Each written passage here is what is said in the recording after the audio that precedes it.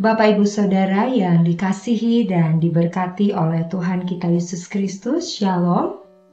Kembali lagi bertemu pada pagi hari ini dalam edisi Sarapan Rohani GKPB Jemaat Galang Ningyang Ambian Base pada hari ini, Kamis 26 September 2024.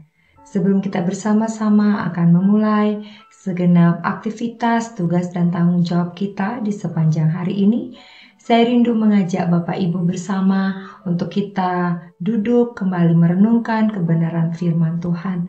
Karena kita yakin dan percaya bahwa hanya di dalam kebenaran firman Tuhan kita beroleh kekuatan. Sebelum kita akan bersama-sama merenungkan firman Tuhan, mari kita berdoa. Bapa kami yang di surga, Bapa yang kami sembah, kami muliakan di dalam nama Tuhan kami Yesus Kristus. Sungguh kami bersyukur ya Bapa untuk kasih setia, pemeliharaan dan perlindungan Tuhan yang sungguh lengkap dan sempurna di dalam kehidupan kami. Sehingga pada pagi hari ini kami boleh bangun ada dalam keadaan selamat.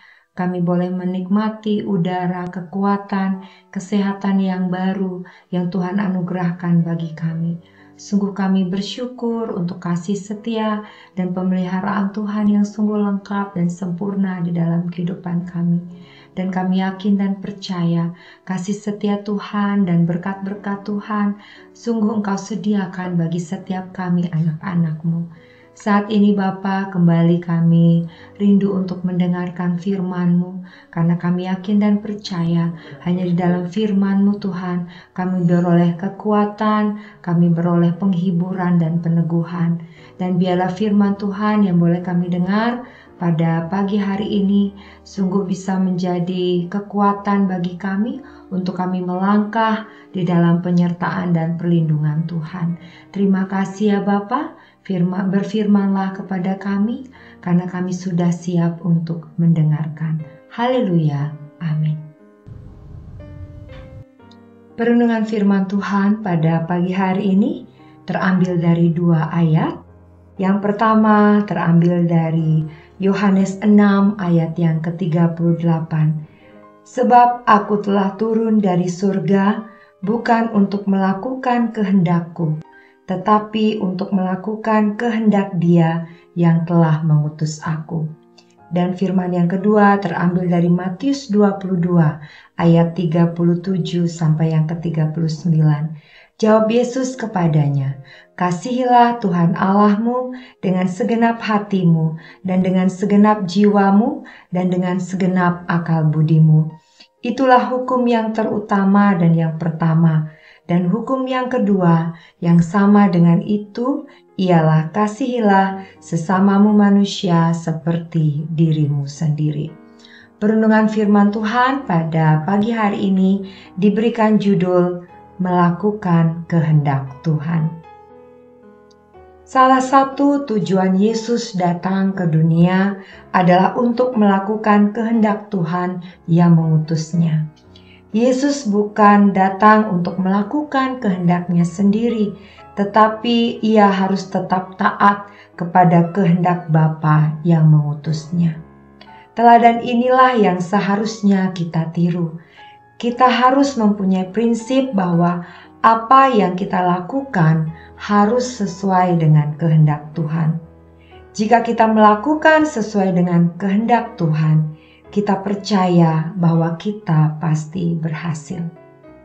Bahkan kita akan mengalami hidup yang berkelimpahan, sebab dalam Yohanes 10 ayat ke-10b, Aku datang supaya mereka mempunyai hidup dan mempunyainya dalam segala kelimpahan. Pada kenyataannya, banyak orang tidak mengalami hidup yang berkelimpahan karena mereka tidak melakukan segala sesuatu berdasarkan kehendak Tuhan. Bagaimana supaya kita dapat mengerti kehendak Tuhan? Untuk dapat mengerti kehendak Tuhan dan melakukan, kita harus memiliki persekutuan yang karib dengan Tuhan. Bila kita karib bergaul dengan Tuhan, kita pasti akan tahu apa yang menjadi kehendak Tuhan dalam hidup kita. Sebab Tuhan bergaul karib dengan orang yang takut akan Dia dan perjanjiannya diberitahukannya kepada mereka. Terdapat dalam Mazmur 25 ayat yang ke-14. Tuhan Yesus sendiri yang adalah Tuhan dan Juru Selamat tidak melakukan segala sesuatu menurut dirinya sendiri, melainkan menurut kehendak Bapa. Ia berkata, "Sebab aku telah turun dari surga bukan untuk melakukan kehendakku, tetapi untuk melakukan kehendak Dia yang telah mengutus aku." Yohanes 6 ayat yang ke-38.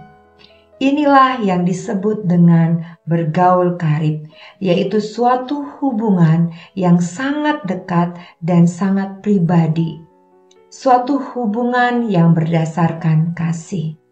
Walaupun Yesus mempunyai kehendak, keinginan, bahkan mempunyai otoritas secara pribadi, Ia tetap mengutamakan kehendak Bapanya, karena Dia tahu bahwa kehendak Bapanya itulah yang terbaik. Kita pun harus tinggal di dalam firman-Nya, membaca, mendengar, dan merenungkan firman-Nya yang akan membuat kita semakin mengerti kehendak-Nya. Inilah yang dilakukan Maria. Ia memilih bagian yang terbaik, yaitu duduk di kakinya dan mendengarkan firman-Nya. Orang yang melakukan kehendak Tuhan harus hidup dalam kebenaran-Nya, yaitu kebenaran akan firman Tuhan. Kebenaran firman Tuhan adalah kebenaran yang akan memerdekakan kita. Ketika kita melakukan kehendak Tuhan, kita akan menyenangkan hati Tuhan. Dan ketika kita menyenangkan hati Tuhan, firman-Nya akan digenapi dalam hidup kita. Melakukan kehendak Tuhan merupakan sesuatu yang tidak dapat kita hindari sebagai umat Tuhan. Karena orang yang sungguh-sungguh percaya kepada Tuhan pasti melakukan kehendak-Nya. Maka dari itu, tatkala kita berkata, "Saya mengasihi Tuhan," berarti kita juga harus dan mampu mengasihi sesama. Bahkan Tuhan katakan, "Kasihilah musuhmu."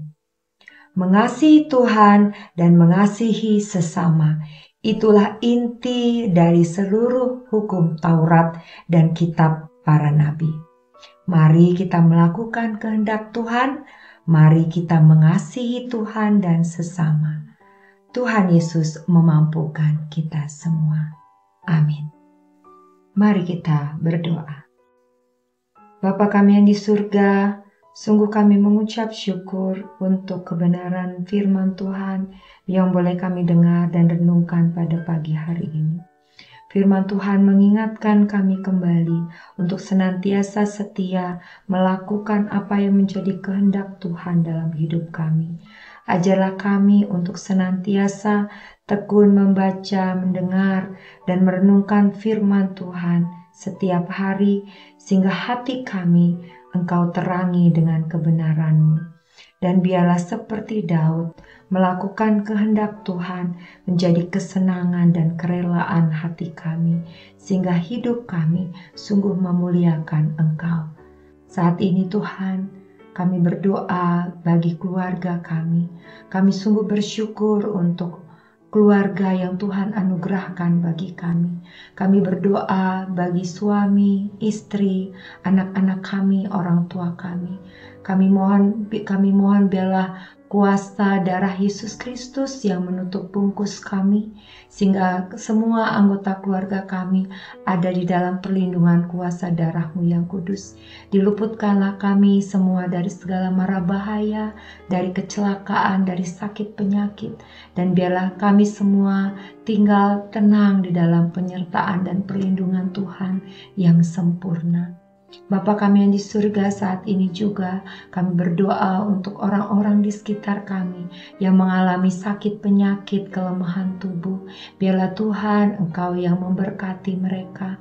Tangan Tuhan bekerja di dalam tubuh mereka sehingga sungguh bisa mendatangkan kesembuhan yang sempurna. Dan biarlah iman mereka terangkat dan mereka percaya bahwa oleh kuasa darah Yesus, oleh bilur-bilur Yesus, mereka sudah disembuhkan dengan sempurna.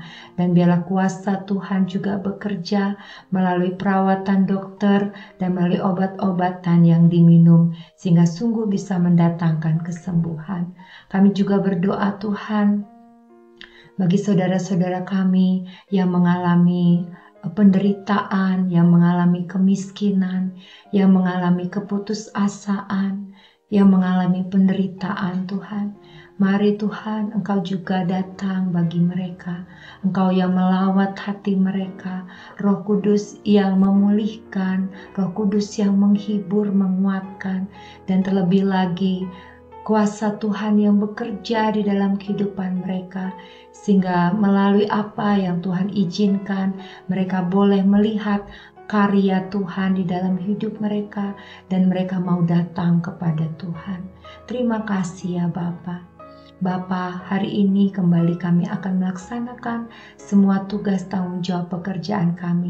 Biarlah kuasa Tuhan senantiasa menyertai kami.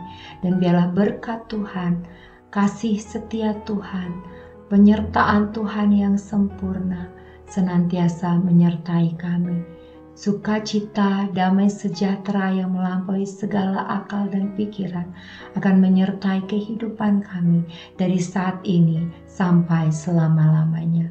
Haleluya. Amin. Selamat pagi, selamat beraktivitas untuk kita semua, dan selamat menikmati berkat-berkat Tuhan. Shalom.